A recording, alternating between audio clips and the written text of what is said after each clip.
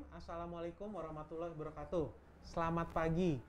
Pada kesempatan kali ini kita bertemu lagi hari Kamis tanggal 14 April tahun 2022 pada acara Muardi Asah Asuh Asih.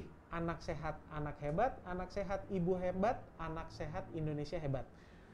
Pada kesempatan kali ini kita akan berbicara mengenai yaitu ragam terapi untuk autis.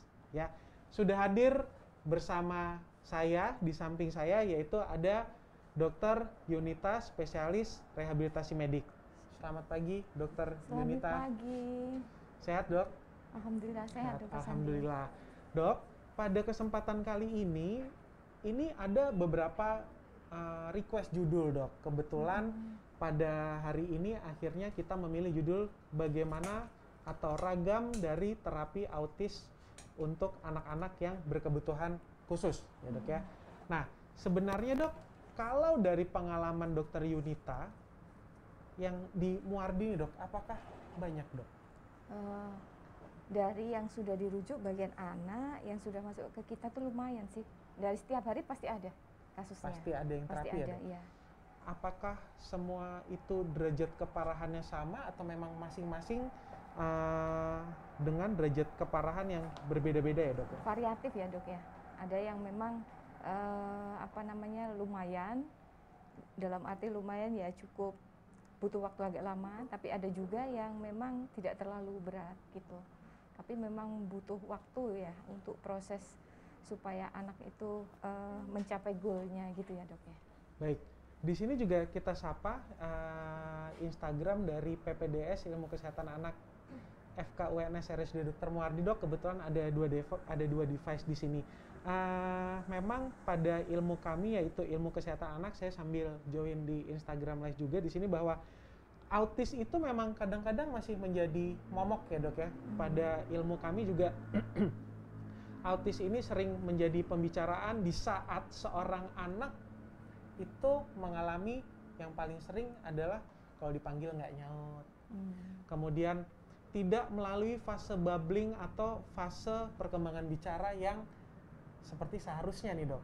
Iya. Sebenarnya untuk langkah awal Dok, awal nih, ya kan? Gimana seorang ibu bisa suspek nih Dok, aduh anak saya apakah berbeda ya Dok? Iya. Jadi langkah-langkahnya sebenarnya itu harusnya sudah bisa dideteksi ya sejak awal ya. Apa ini nanti bisa di materi? Oh iya, kebetulan ada materi. Kebetulan ada boleh. materi, jadi bisa kita sampaikan. Cuma kendala teknis ya, jadi Ya, belum bisa karena kendala teknis, jadi Dokter Yunita mungkin presentasi dari slide-nya sendiri yang mungkin tidak terlihat. Tapi insya Allah ini materinya benar-benar berbobot nih. Iya. Silakan Dok. Iya.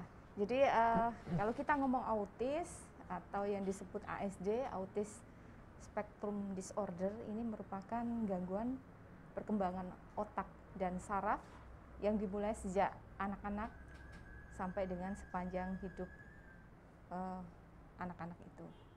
Kemudian, nah untuk ciri-cirinya apa aja yang bisa kita lihat? Kalau anak-anak sudah mulai usia balita, sudah bisa diajak sudah besar ya, ini bisa kita lihat dari caranya kita untuk berkomunikasi ya Dok ya. Dari komunikasi saat diajak bicara itu kita lihat respon kontak matanya bagaimana, ada tidaknya.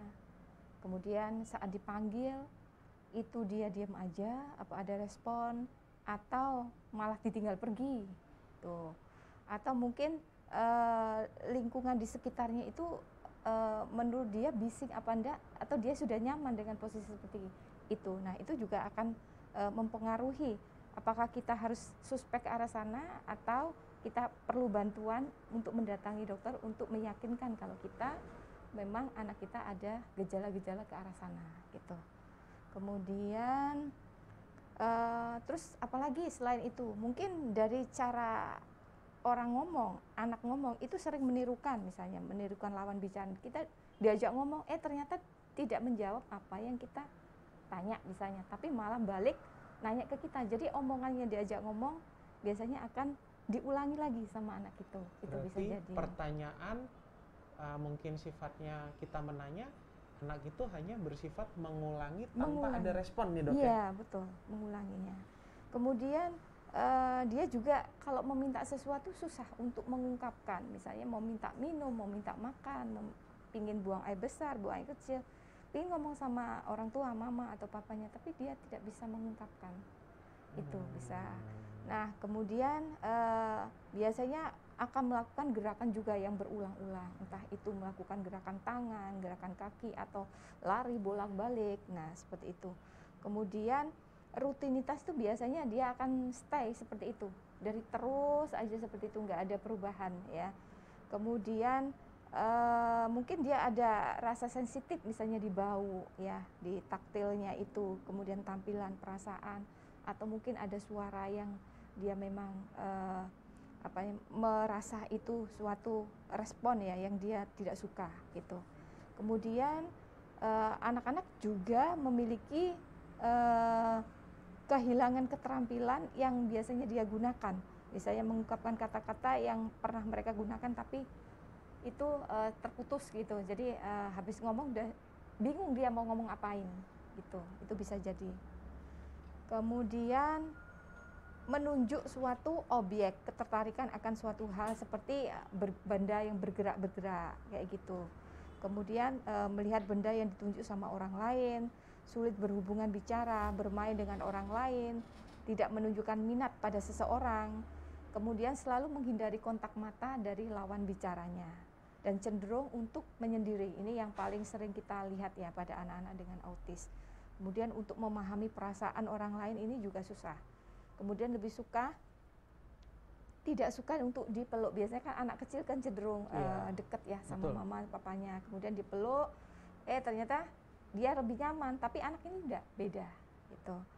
Kemudian tidak menyadari ada pembicaraan dan cenderung merespon suara lain, jadi mengalihkan perhatian.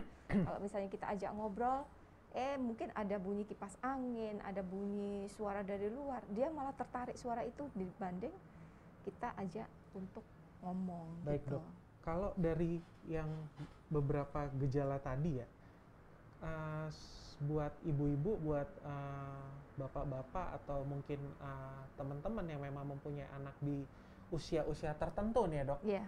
Kalau memang dari ilmu kami memang perkembangan dan pertumbuhan seorang anak itu memang harus kita monitor. Betul. Nah, biasanya monitor ini bersamaan dengan kita berikan imunisasi nih dok, pada seorang anak. Misalnya kita tahu yang cukup vital adalah sekitar di umur 9 bulan, itu seorang anak biasanya sudah mulai babbling, tapi kalau memang di 9 bulan anak tersebut tidak babbling sama sekali, itu merupakan suatu red flag. Ya. Kemudian kalau misalnya di usia sekitar 14, 15, 16 bulan tidak ada satupun kata-kata yang berarti nih dok. Tadi juga sudah disebutkan nih sama dokter Yunita. Kata-kata berarti itu kan paling enggak yang paling gampang papa, mama ya dok ya. Bapak, ibu, atau mungkin ayah, bunda, atau sekarang mungkin ada mommy, daddy segala macam. Karena itu sifatnya sudah kita lakukan berulang-ulang sebenarnya dok. Betul.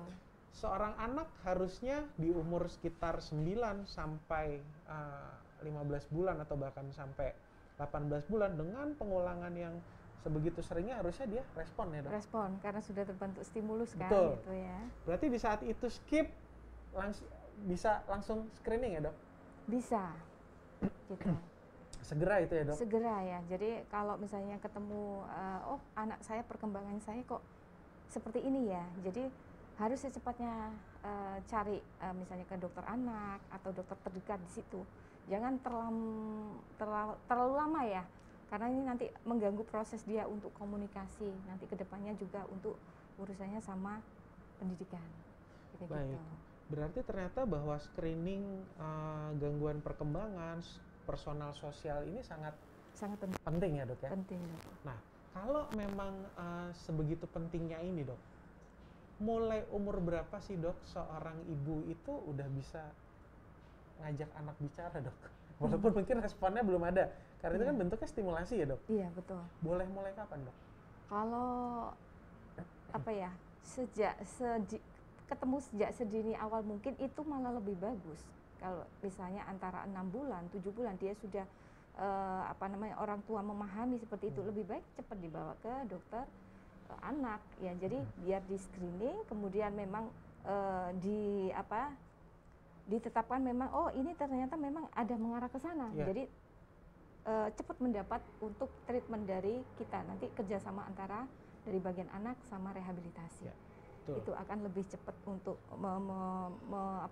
mempercepat, mengejar keterlambatan. Identifikasi supaya mengejar lebih cepat. Nah, seperti yang sudah di depan layar ini, bahwa kerjasama dari dokter spesialis anak dan bagian rehabilitasi medik ini tidak bisa terpisahkan ya dok ya. Dalam arti apabila kita menghadapi seorang anak dengan kebutuhan khusus, nggak bisa berdiri sendiri ya dok. Tentunya dari teman-teman rehabilitasi medik mungkin memberikan actionnya, dan tentunya nanti akan kembali lagi untuk dievaluasi ya dok. Betul. Nah dok, kebetulan ada pertanyaan dari @Bunda Asika. Dok, anak saya 4 tahun 8 bulan dan belum bisa berbicara. Udah masuk satu red flag nih ya dok ya. Belum bisa berbicara dan komunikasi. Atas, coba di scroll ke atas mbak. Sip. Saat ini menjalani terapi di psikolog anak dok. Apakah ada tes untuk anak autis dok? Ya, terima kasih untuk Bunda Asika. Kalau dari usia 4 tahun 8 bulan, apakah anak ini sudah masuk untuk pendidikan apa belum, misalnya PAUD atau TK gitu ya?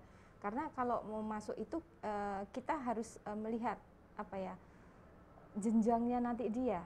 Makanya memang butuh untuk tes dari ke arah psikolog. Tapi kalau untuk tes sendiri untuk autis, ini kayaknya kok beda ya, tujuannya untuk apa dulu, betul, gitu ya. Betul. Itu yang mau sedikit saya luruskan juga tuh dok. Memang di sini psikolog anak mungkin permasalahan yang lain ya dok.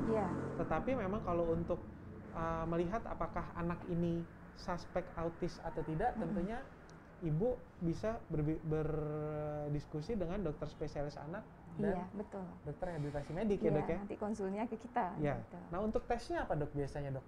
Kalau untuk tes secara kasat mata aja, screeningnya aja secara umum ya. Kalau di luar mungkin Bunda bisa yang sampaikan tadi, misalnya diajak ngomong kok kontak matanya nggak ada, kemudian suka mengalihkan perhatian, kemudian melakukan gerakan yang berulang-ulang, ditanya juga misalnya balik nanya. Nah itu mungkin langsung aja datang ke Muwardi, ketemu sama dokter bagian anak, nanti kita screening ulang lagi. Baik. Itu akan lebih aman. Kalau Bunda Asika ada di sekitaran Surakarta, bisa datang ke Poli Anak Tumbuh Kembang dan Pediatri Sosial untuk kita screening, dan selanjutnya pasti nanti kita akan bekerja sama dengan bagian KFR, kedokteran fisik dan rehabilitasi medik. Betul. Ya dok ya. Nah, jangan terlambat buat Bunda Asika dan buat orang tua yang lain. Begitu kita menghadapi adanya red flag ya, tadi ya saya sedikit sebutkan bahwa mungkin di sekitar usia 9 bulan red flag pertama, apakah dia udah mulai babbling, kemudian di usia sekitar 16 sampai 18 bulan itu harusnya sudah ada kata-kata yang berarti yang bisa diucapkan dan dimengerti. Kemudian yang terakhir biasanya di sekitar usia 24 bulan, di mana pada usia 24 bulan seorang anak itu harusnya sudah bisa merangkai kalimat ya dok? Betul. Merangkai kalimat yang mungkin sebagai contoh, mama mau makan. Satu kalimat ya. Mama mau pup, aku enggak mau ya. Mungkin seperti itu ya dok ya, yang harusnya sudah muncul. Apabila tidak muncul, segera datang untuk berkonsultasi. Betul. Karena kita tahu bersama pertumbuhan dan perkembangan seorang ini kan maju ke depan. Susah kadang-kadang kalau kita untuk reverse ya dok. Nggak mungkin itu kita mundur untuk mengulanginya lagi. Yang ada sebenarnya menambah masalah ya dok ketika skip ya dok ya. Iya. Jadi mau nambahin lagi nih dok. Boleh dok. Kalau misalnya mengajarin anak autis itu carilah kata-kata yang memang mudah untuk diucapkan anak. Jadi jangan mengajarin anak itu susah untuk mengucapkan. Misalnya kalau masih tahap babbling, bisa buka tutup mulut aja. Misalnya mama, buka tutup, papa. Tapi kalau ibu susah. Makanya yang dilakukan sama instingnya stimulus untuk otak anak memang agak susah. Tapi kalau kita buka tutup mulut aja, mungkin itu akan lebih mudah. Perlu diulang-ulang. Itu sih. Jadi memudahkan anak untuk meniru. Gitu. Jadi penangkapan saya kalau yang anak-anak yang kesulitan untuk mengucapkan ibu memang susah dibandingkan dia mengucapkan mama, papa atau bapak apalagi susah. Bunda. Nah, beda lagi itu. Mama aja. Mama, papa salah satu tips kalau mau panggilan gampang untuk stimulasi, mama sama papa ya, Dok ya. Babbling itu sudah. Baik. Nah, Dok, kadang-kadang orang tua sendiri dalam mengasuh anak ini kan bisa meminta bantuan. Sering nih di zaman sekarang, apabila memang orang tuanya ternyata bekerja nih, Dok. Yang mengasuh itu kan bisa mertua, orang tua, atau mungkin saudara, bahkan mungkin siapapun ya, Dok, yang beri. Ada nggak sih, Dok, pesan, Dok? Barangkali di sini yang nonton tidak hanya orang tuanya kan, Dok. Bisa aja yang nonton tadi ring 1 kali ya, pengasuh anak ini, Dok. Apakah yang bisa dibantu gitu, Dok? Ya, kalau saya selama ini yang saya pernah sering lakukan, edukasi yang penting ya, Dok ya. Edukasi sama orang tua yang mengasuh, sama siapa aja yang ada di lingkungan rumah. Misalnya kalau sudah tahu ada anak kecil yang masih dalam proses tahap perkembangan untuk komunikasi bicara, saya sarankan sih memang harus satu bahasa, itu yang penting. Jadi kalau misalnya di situ neneknya dari Bandung, kemudian omnya dari Madura, kemudian itu dari mana-mana, mereka pakai bahasa mereka sendiri-sendiri. Ya. Akibatnya apa yang terjadi? Yang ditangkap, yang direseptor sama anak, stimulus itu nggak masuk. Jadi mereka harus mempersepsikan satu persepsi pakai bahasa Indonesia, semua harus pakai bahasa Indonesia. Bahasa ibu ya? Iya. Kita sebutnya istilahnya. Iya. Kalau misalnya mereka memang pakai bahasa Jawa, semua pakai bahasa Jawa. Jangan ada yang ganti-ganti, karena itu pengalaman juga sama ponakan saya juga. Jadi pembantunya dari Wonogiri pakai bahasa Jawa, mamanya pakai bahasa Indonesia, kemudian tetangganya kadang tuh ngomong pakai bahasa lain, dia lebih cenderung diem, nggak ngomong. Gimana dengan Inggris-Inggris, Dok? Apakah sama kan sekarang memang pada era sekarang ini orang tua berlomba-lomba anak saya sedini mungkin kalau bisa tontonannya bahasa Inggris, mencoba menstimulasinya dengan sesuatu yang pakai bahasa asing, Dok. Iya. Kalau menurut saya, kalau anaknya normal ya, pola perkembangannya bagus, bahasanya bagus ya, boleh-boleh aja. Tapi kan ini dalam proses tahap belajar. Jadi kalau dalam tahap proses belajar, apalagi anak berkebutuhan khusus, setidaknya kita menyamakan persepsi. Jadi dalam satu rumah memakai bahasa Indonesia, pakai bahasa Indonesia semua. Nanti kalau di tahap perkembangannya dia sudah tercapai goalnya, dia orang tua kepingin anaknya nambahi bahasa asing, oke lah. Tapi selama dalam proses ini kita samakan, biar tercapai apa yang diharapkan sama orang tua. Begitu. Baik. Dok, ada pertanyaan nih, Dok. Dari di atas tadi kayak ada satu lagi deh sebelum ini. Oh ya, yang bawah, sorry. Dari Melani, selamat pagi dokter. Apakah anak autis harus menjalani terapi seumur hidup? Mohon penjelasan untuk tahapan terapinya. Kalau untuk terapi seumur hidup, ini apakah tadi ada di slide? Tadi kan sudah dikatakan ya. Kalau nah ini dari definisi ini kita bisa melihat autis atau autism spectrum disorder adalah gangguan pada perkembangan otak dan saraf yang dimulai sejak awal masa kanak-kanak dan berlangsung sepanjang hidup seseorang. Artinya ini akan terus dibawa. Jadi kalau terus dibawa berarti selama dalam perkembangan anak itu, mulai anak itu tumbuh dari balita, menganjak remaja sampai dewasa, mungkin ada tahapan-tahapan yang dia belum bisa. Nah itu yang harus kita stimulus. Gitu. Apa yang dia belum bisa itu yang kita berikan. Kita tujuannya apa dulu? Kalau tujuannya anak itu untuk pendidikan, kita spot untuk ke arah pendidikan. Kalau sudah pendidikan tercapai, apa yang belum, apa yang menjadi harapan tujuan jangka panjangnya dia, kita support gitu. Dan semuanya tentu harus sesuai dengan milestone-nya dia Ya, Dok, betul. ya. Jadi buat mama papa di luar sana, ayah bunda di luar sana, jangan melupakan buku yang kita sering dibagikan oleh pemerintah, namanya buku kesehatan ibu dan anak, KMS ya. buku KIA. Oh, kayak KIA. Sekarang di dalam KIA ada KMS. Oh, ya benar. Ya. Di buku KIA tersebut ya, itu sebenarnya sudah ada contoh-contoh, Dok. Stimulasi apakah yang diberikan pada usia rentang misalnya 0 sampai 6 bulan. Stimulasi apa yang diberikan pada usia 6 sampai 1 tahun. Nah, kadang-kadang ibu-ibu nih belum baca udah nanya, padahal sebenarnya di kantong dia terus tuh pada saat kontrol gitu kan. Kalau ditanya, "Bu, udah dibaca?" Belum sempat gitu. Padahal sebenarnya memang buat ibu-ibu kalau yang mungkin tidak selalu terakses sama media sosial, tidak selalu terakses sama jaringan internet, itu sebenarnya semuanya sudah ada di dalam buku kesehatan ibu dan anak. Nah, ada pertanyaan lagi nih, Dok. Dok, terapi anak autis ini berapa lama berjalannya ya, Dok? Berapa lama, Dok? Nah, kalau ngomong berapa lama itu waktu artinya. Jadi kita nggak bisa menentukan sampai berapa lamanya. Sampai harapan dari tujuannya orang tua, tujuannya dari kita itu tercapai. Ada yang misalnya, oh anak ini kemarin belum bisa ngomongnya cuma 1 kalimat. Ini goalnya yang jangka pendek apa? Kalau misalnya, oh anak harus bisa membentuk kata atau bisa bercerita. Kita nggak bisa untuk menentukan 1 bulan, 2 bulan, 1 tahun, 2 tahun. Saya punya pasien juga.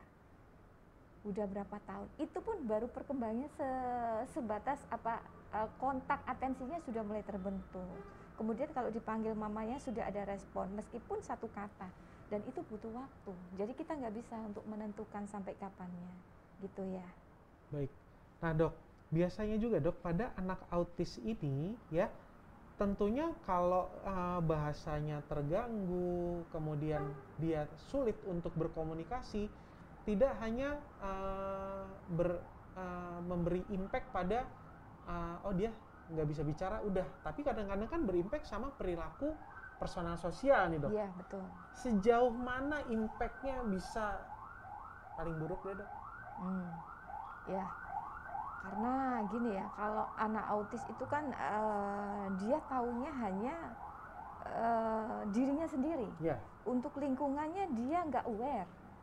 Makanya dari sini kalau anak itu tidak diperkenalkan dengan lingkungan, dia akan istilahnya itu perilakunya juga akan berubah karena dia nggak tahu sebenarnya itu selain dia itu ada lingkungan, ada temennya, kemudian ada saudara-saudaranya.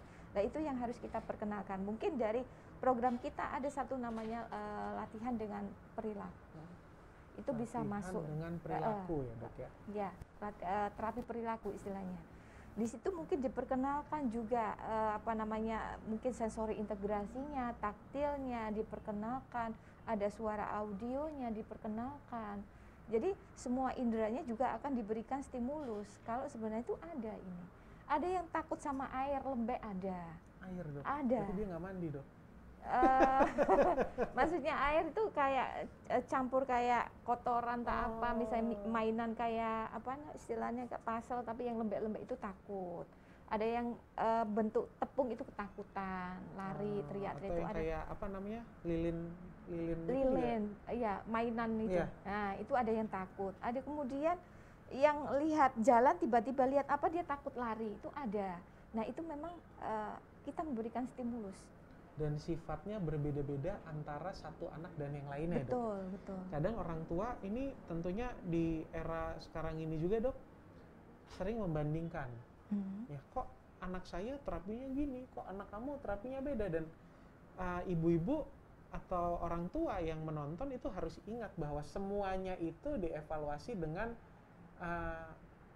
kekurangannya masing-masing ya, Dok. Kekurangan masing-masing sama setiap anak punya kekhususan sendiri, tidak bisa itu. dibeda-bedakan. Betul, yang harus diingat buat orang tua yang memang kurang beruntung anaknya berkebutuhan khusus dan perlu terapi stimulasi terutama yang ada kaitannya dengan rehabilitasi medik ya, itu tidak bisa disamakan antara satu anak dan anak lain. Ya, jangan pernah buat mungkin di sini orang tua yang senangnya berkomentar juga jangan pernah memberikan komentar negatif ya dok. Iya betul, nggak boleh itu.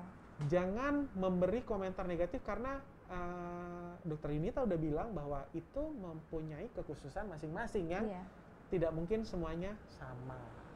Dan ada satu lagi dok, kalau anak autis itu di sisi lain dia punya kekurangan, di sisi lain dia punya nilai potensi yang bagus. Itu yang bagian rehab biasanya akan kita support supaya dari potensinya itu kita gali, kita kembangkan nanti untuk kedepannya anak. Baik dok. Dan berarti dengan adanya potensi yang mungkin setiap anak ini mempunyai kelebihan ya dok, ya kan? Kita pernah lihat di berita kan bahwa ada beberapa anak yang berkebutuhan khusus ya dalam konteks ini misalnya autis. Ada yang ternyata dia pintar melukis. Ada yang ternyata dia pintar memainkan alat musik. Iya betul. Atau ada mungkin yang dia pintar olahraga ikut olimpiade segala macam. Itu harus dicari ya dok ya. Dicari. Jangan sampai kita juga mematahkan semangat dan kemauannya dia ya dok. Iya betul. Untuk nonjol gitu ya dok. Itu makanya perlu kerjasama antara dari bagian anak, psikologi, rehab. Nanti akan kita gali, nanti lama-lama akan muncul itu potensinya. Oh anak ini lebih cenderung kemana nih? Oh ternyata lebih cenderung misalnya anak perempuan, dia lebih suka utak-utik misalnya kayak desain apa, mungkin nanti harapannya dia ke sana. Anak laki-laki lebih suka utak-utik mesin, oh mungkin dia lebih suka ke arah mesin, mungkin itu mungkin yang kita kembangkan gitu. Baik. Di balik segala kecemasan, kekurangan yang memang terdapat pada anak-anak dengan autisme ini, jangan lupa bahwa orang tua yang memang menonton itu harus punya satu titik balik ya dok ya. Titik balik bahwa ingat pasti seorang anak itu mempunyai kelebihan ya dok. Dan proses menemukan itu dari cerita dokter Yunita ternyata tidak bisa singkat waktunya dok ya. Butuh waktu yang panjang. Baik, menarik nih dok ternyata ya. Nah ada pertanyaan lagi nih dok dari Mama Rafa Raisa. Dok, biasanya anak autis terdeteksi umur berapa? Kan sudah tadi. Mulai umur berapa terapi bisa dilakukan? Ini udah ya? Sudah ya. Udah, oke yang bawa lagi. Suryo Widodo 77.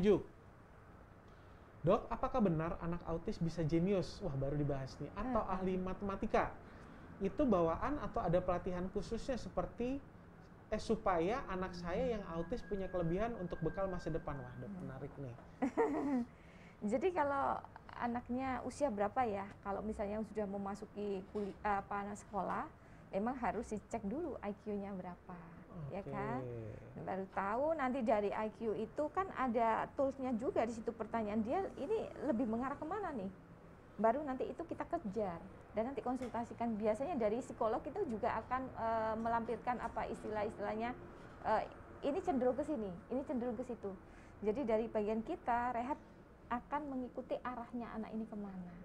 Tapi dari sisi lain juga tetap untuk perkembangan, untuk atensi konsentrasi, kemudian untuk komunikasi bahasa tetap akan kita kejar. Selain dari potensi yang ada pada anak itu akan kita kembangkan lagi, seperti itu.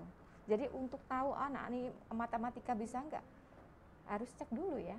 Nggak bisa anak ini apa. Tapi kalau dari keseharian dia biasa begitu, oh kok sukanya kayak gini, mungkin arahnya ke sana, tapi untuk memastikannya kita butuh untuk ahli konsultasi untuk psikolog. Gitu. Baik. Ya dok.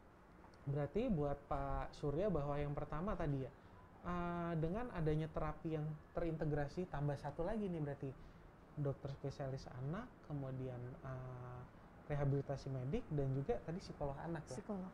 Untuk menentukan kemana arahnya anak ini bisa kita gali potensinya ya dok. Betul. Ya. Arah tersebut tidak bisa kita prediksi ya dok, apakah senangnya fisika, matematika atau apa. Di situ kita harus legowo kali ya dok ya.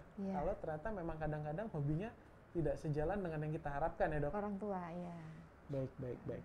Nah untuk Pak Surya, semoga Bisa mendapatkan jawaban yang bisa membantu, dan semoga terapi yang mungkin sudah dijalani dan apapun kelebihan yang dimiliki oleh anaknya Bapak Surya ini bisa menjadi sesuatu yang membanggakan kemudian harinya. Iya. Baik Dok, barangkali lanjut Dok. Oh Kalau iya. ada slide Dok, Ada, kemudian tadi nyampe di sini. kata-kata. Kemudian, nah kalau yang tanda-tanda gejala tadi yang saya sampaikan, bila ditemukan sama ibu-ibu, bunda-bunda yang di luar sana atau ayah, apa itu bisa langsung tadi sudah disampaikan Dokter Sandi untuk segera berkonsultasi dengan dokter anak yang terdekat atau di daerah Bapak Ibu. Kemudian penyebab autis itu apa aja sih penyebabnya? Kalau ini memang belum ada ya faktor yang menyatakan secara penyebabnya apa itu. Belum juga diketahui. Kemudian ada faktor resiko, ada. Kemudian berjenis kelamin, biasanya kebanyakan anak laki-laki dibanding anak perempuan, predileksinya Lebih seringnya laki-laki Dok. banyak laki-laki. Dan selama ini yang ada di Poli ya, yang setiap hari saya datang itu ke kami, juga kebanyakan laki-laki. Jarang yang perempuan itu yang saya lihat gitu ya. Kemudian apakah ada anggota keluarga yang memiliki sama keluhan seperti ini ASD? Kemudian ada kelainan genetik ya, ini harus dicek ya untuk pemeriksaan gennya. Kemudian apakah ada dulu riwayat bayi prematur? Kemudian usia orang tua saat hamil juga. Kemudian bayi berat lahir rendah. Kemudian juga di sisi lain ada beberapa studi yang menyatakan bahwa vaksin atau imunisasi ini tidak akan meningkatkan resiko dari autis. Gitu. Baik, memang sempat beredar bahwa hoax kalau anak diimunisasi MMR itu bikin anaknya autis, tapi ternyata hoax itu Tidak salah. terbukti ya. Salah. Jadi kalau sedikit nyenggol sama yang namanya imunisasi, saya rasa ibu-ibu, bapak-bapak tidak perlu takut karena tidak ada satupun imunisasi atau vaksinasi yang bisa secara langsung menyebabkan anak itu autis ya Dok ya. Iya betul. Nah terus kemudian Dok, kalau tadi dokter sebutkan bahwa ya pada intinya semua kan orang nih akan bertanya Dok, di saat nauzubillah misalnya seorang anak ya misalnya autis ya Dok. Dok, kenapa anak saya bisa autis Dok? Iya kan? Itu pertanyaan yang orang pasti akan dengan semangat cari tahu nih. Cari tahu. Apa Dok? Tadi kan dokter bilang salah satunya bisa yang paling banyak laki-laki. Iya. Itu terbanyak, bukan semua ya Dok ya. Nah, kalau anak dengan tadi dokter juga bilang riwayat keluarga dengan ASD juga nih Dok. Sebenarnya seberapa besar pengaruhnya dan apakah ibunya untuk anak yang selanjutnya harus lebih aware lagi Dok? Ya, kalau yang saya sebutin tadi itu memang berdasarkan dari data ya disampaikan itu. Tapi kalau untuk pertanyaan Dokter Sandi tadi, kenapa kok anak saya jadi autis? Itu harus kita gali lagi ya anamnesa, mulai dari prenatal, kemudian saat natal, itu dia, sama postnatalnya juga ada faktor resiko masuk enggak kriteria itu. Kalau memang ada gennya, ya mungkin kita perlu pemeriksaan genetik dari pemeriksaan laborat untuk memastikan objektifnya. Kalau kita kerja sendiri kan nggak mungkin Dok, makanya butuh ahli-ahli yang memang bisa menegakkan diagnosa benar-benar itu autis gitu. Jadi itu tidak hanya semudah mengeluarkan kata-kata di mulut ya Dok, sebabnya ini. Nah nanti kita dituntut lagi Dok. Jadi itu memang harus tadi ya, ternyata multifaktor. Bisa genetik, bisa, ya. Bisa tadi resiko kalau bayinya lahir kurang bulan, bayinya berat lahirnya rendah. Itu juga bisa menjadi salah satu faktor yang menyumbang risiko terjadinya autisme ya Dok ya. Betul. Kemudian di saat orang tuanya melahirkan seorang anak dan mungkin menikahnya di usia yang tidak lagi muda ya Dok, itu pun juga menjadi faktor resiko ya Dok ya. Dan ternyata semua itu tidak bisa, lagi-lagi tidak bisa disamakan antara orang satu dan orang lainnya. Nah dok, ada pertanyaan lagi dari Mita Purnamasari 88. Selamat pagi dokter. Apakah pada anak autis hanya perlu terapi wicara atau ada terapi yang lain? Ya, terima kasih Bu Mita. Bunda Mita Purnamasari ya. Kalau dari melihat pertanyaan Bunda, ini terapi wicara aja atau butuh terapi yang lain? Kita lihat ini anak Bunda datang dalam kondisi apa nih dulu. Kalau dia datang dengan kondisi misalnya motorik kasarnya udah bagus, ternyata motorik halusnya nggak bagus, jadi dia cuma ada gangguan komunikasi aja, kemungkinan bisa untuk terapi wicara aja. Tetapi anak autis ini kan multi kompleks, jadi tidak aja terganggu untuk komunikasi sama bicara aja, faktor-faktor lain ada. Makanya perlu juga tidak terapi wicara, tapi mungkin dari okupasi terapi misalnya dengan latihan sensori integrasi, peningkatan atensi konsentrasi ini perlu juga. Gitu. Tapi kalau dia datang dengan tahapan memang keterlambatan di motorik kasar, kita kejar juga untuk motorik kasarnya. Gitu ya. Berarti memang kalau pertanyaannya Bunda Mita tadi lebih ke arah terapi wicara, karena kita melihat tadi yang sudah disebutkan red flag-nya ya dok ya. Iya. Kadang-kadang semua itu dimulai dari ketidakbisaan seorang anak itu dalam berkomunikasi ya dok. Iya. Dimana kita ketahui bersama bahwa komunikasi ini paling sering melibatkan adalah bahasa kan dok. Betul. Makanya begitu bahasa nggak istilahnya bahasa tidak terbentuk dengan sempurna, maka anak ini begitu mempunyai suatu kemauan, keinginan, kadang-kadang jadi kayak kesal sendiri, gregetan sendiri ya dok ya. Karena dia nggak bisa mengungkapkan itu. Karena dia tidak bisa mengungkapkan, ya kan dok. Nah dok, emosi ini dok. Ya, apakah semua anak autis pasti emosinya tidak bisa kita kendalikan? Rata-rata ya, rata-rata kalau saya amati memang mereka lebih cenderung seperti itu, emosional. Kenapa? Karena dari sisi lain dia itu sebenarnya kepingin untuk berkomunikasi, tetapi dia tidak bisa untuk keluar, nggak bisa menyampaikan. Jadi ayah bundanya yang di rumah juga bingung, makanya dia mau cari alternatif lain yang supaya ayah bundanya itu mengerti keinginannya dia. Tetapi kan selama ini kenyataannya belum bisa dipahami sama ayah bundanya. Makanya itu perlu tadi saya bilang di awal, kalau mengajari anak di rumah banyak orang, satukan persepsi, memakai satu bahasa, biar stimulus yang masuk ke anak itu bisa masuk dan anak itu bisa untuk mengulang, untuk belajar seperti itu. Oke. Berarti tidak hanya terapi dengan berbagai macam disiplin ilmu, tetapi peran pengasuh, orang tua, lingkungan di rumah tadi ya dok, keluarga. Itu menjadi salah satu kunci yang paling penting, karena setiap hari akan berinteraksinya dengan nomor satu, keluarga. Orang tua, ya, ayah ibu, ya. Jangan pernah kita membiarkan seorang anak hanya nggak apa-apa, yang penting sudah diterapi ke dokter, sudah diterapi ke terapisnya. Sambil kita hanya diam-diam tidak memberikan stimulasi ya dok. Seberapa penting stimulasi dok? Tadi kita ngomong stimulasi gitu. Karena stimulasi ini adalah sepertinya memberikan stimulus kepada anak tersebut supaya diserap masuk ke otak dan suatu saat itu akan direkol keluar. Tapi kalau kita memberikan stimulusnya kurang bisa diterima, nah anak ini juga akan susah untuk mengulang stimulus yang tadi masuk, gitu. Makanya butuh bahasa yang sama, jangan memakai bahasa yang berbeda, dan ini akan menyulitkan anak untuk nantinya untuk merekol kembali memori yang sudah pernah masuk. Itu. Baik dok. Nah, ada pertanyaan dari Jessica Lina 88. Dok, jika anak autis, terapi apa yang bisa diberikan untuk mengasah kreativitasnya dok? Tadi juga sempat disinggung kan dok, kita kerjasama dari anak, rehab, psikologi. Dari psikologi nilainya nanti keluar.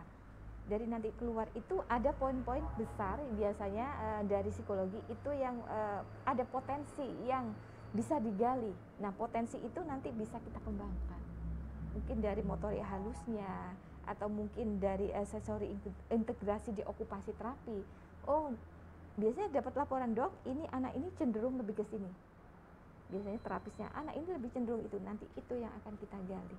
Jadi itu akan mengetahui kreativitas dari anak itu cenderung ke arah mana, seperti itu. Baik, berarti untuk Ibu Jessica, kalau ingin tahu apakah yang bisa digali, tentunya setelah kita hands on ya, melihat langsung ya dok, dan kita screening dari dokter anak punya toolsnya sendiri, kemudian dari teman-teman di rehabilitasi medik juga mempunyai toolsnya sendiri.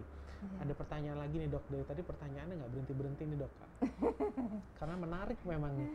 Dokter mau tanya lagi, apa yang bisa orang tua lakukan untuk melatih anak saya yang belum bicara fokus, bicara dan kontak mata? Oh maaf, bagaimana yang bisa dilakukan untuk melatih anak saya yang belum bisa fokus, belum bisa bicara dan kontak mata? Apakah terapi atau mungkin ini stimulasi yang bisa dilakukan di rumah dok?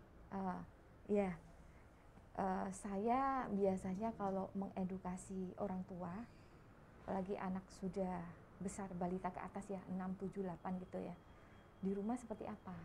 Apa sering sama siapa? Mama, papanya? Pola pengasuhan ya? Pola pengasuhannya, atau sama misalnya tetangganya, dalam satu komplek itu ada saudara-saudaranya.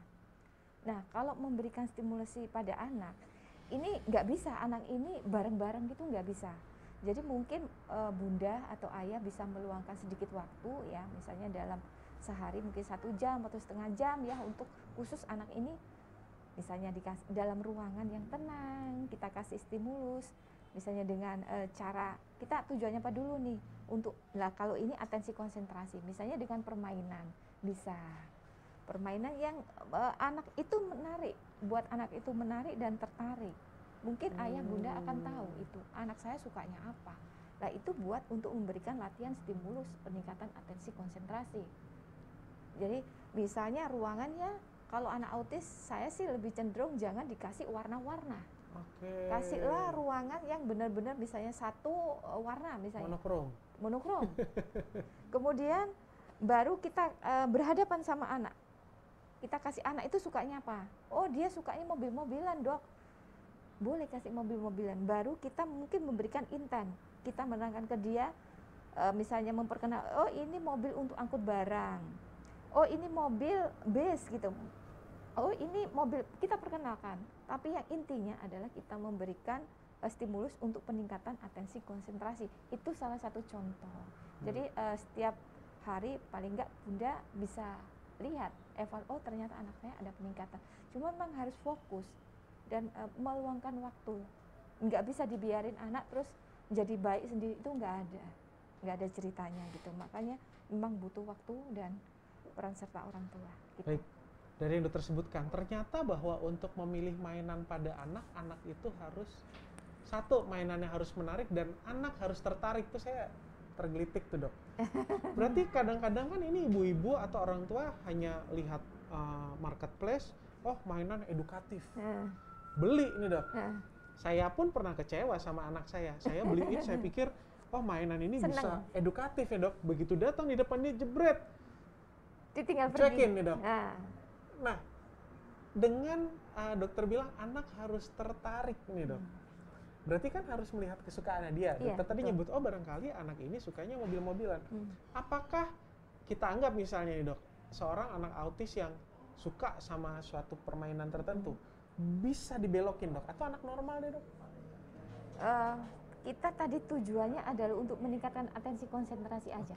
Itu yang kita ambil. Jadi dari sisi lain, kita menggunakan kesukaan anak itu dengan cara media itu kita ambil untuk yang peningkatan ini, pertanyaan dari atensi konsentrasinya aja sih dok. Tapi kalau memang nanti ada tujuan lain, nah itu monggo, enggak apa-apa. Gitu. Kalau misalnya mau dibelokin ya nggak bisa kan langsung gitu. Jadi kan memang harus perlahan-lahan gitu dok. Baik, kadang-kadang kan orang tua, ya saya pun merasa waktu itu pernah latah, oh anak ini supaya pinter gininya beliin. Ya kan dok? Tapi dia nggak tertarik. Kita kecewa. Ya kan dok? Jadi ternyata memang pesannya buat orang tua yang sedang menonton, kita harus melihat bahwa mainan itu apakah membuat anak kita menarik, ya dok ya. Dan tentunya untuk membuat anak menarik itu tidak semata-mata proses yang oh hari ini bisa tertarik apa tidak, tapi itu pasti anak tertarik dari proses yang dia lihat sehari-hari kan, Dok? Betul. Kalau dia sering lihat ayahnya suka mobil-mobilan, ya mungkin anaknya suka karena dia mungkin mencontoh anaknya, kan mencontoh ayahnya ya, Dok ya. Barangkali seorang anak perempuan sering lihat ibunya baking, masak, kalau dia seneng masak-masakan ya itu merupakan ya figur yang dia lihat setiap hari kan, Dok. Kalau mungkin sekarang di musim era pembelajaran daring, sering lihat ibunya Zoom, anak saya juga bisa nge-Zoom sendiri, senang main sama teman-temannya ternyata melalui media daring ya, Dok ya. Ada pertanyaan lagi nih, Dok. Dari Diandra Prita, Dok, anak saya usia 3 tahun, suka menghafal lagu, wah pinter, tapi tidak bisa diajak ngobrol. Apa yang harus saya lakukan, Dok? Sekilas masuk autis atau enggak? Harus datang sih ya, Dok. Iya, kalau untuk mengetahui autis enggaknya memang harus kita screening ya. Harus datang dulu ke dokter Sandi nih, dokter anak, biar dicek apakah dia benar autis.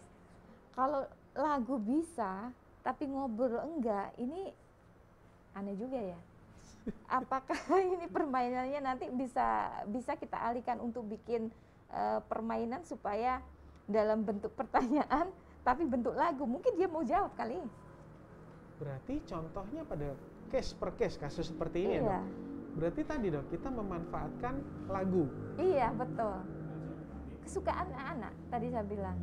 Sama, kalau misalnya bayi, misalnya latihan, kalau selama ini sih edukasi kayak, oh anak saya datang usia 6 bulan, belum bisa angkat kepala.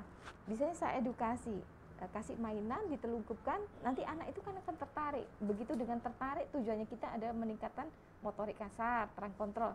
Kita kasih mainan, ini menarik buat anak. Akhirnya dia angkat-angkat sebentar, angkat sebentar. Itu tujuannya kita nanti tercapai. Jadi menggunakan media yang anak itu punya. Itu yang kita manfaatin gitu. Dan tentunya mungkin pesan saya, lagunya kalau bisa sesuai umur ya.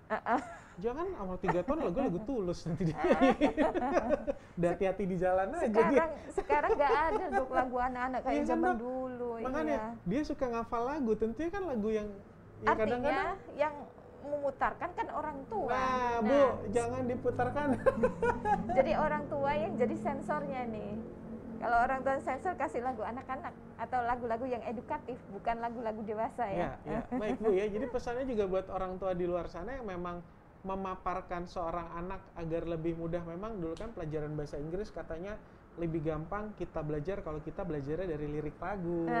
Nah, kalau anaknya 3 tahun jangan dikasih lagu yang tidak sesuai umurnya.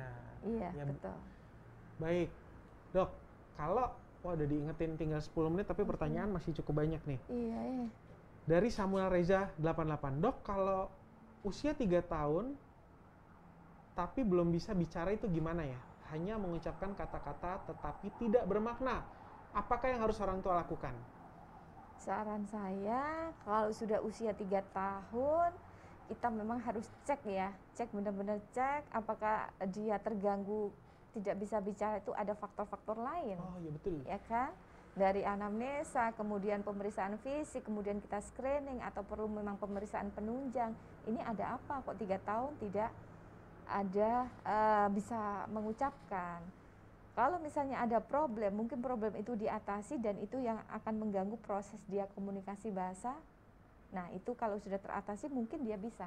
Tapi kalau semuanya dalam keadaan normal, nah apakah di rumah bagaimana orang tua, kebiasaannya, stimulusnya bagaimana, atau ngajarin anaknya bagaimana, itu juga akan menentukan apakah anak ini benar-benar berhasil. Karena juga ada usia 3 tahun dia ada gangguan hearing, ternyata orang tua itu yang paling tidak kita sadari ya, Dok? Nah, orang tua tidak tahu, anak saya 3 tahun tapi nggak bisa bicara.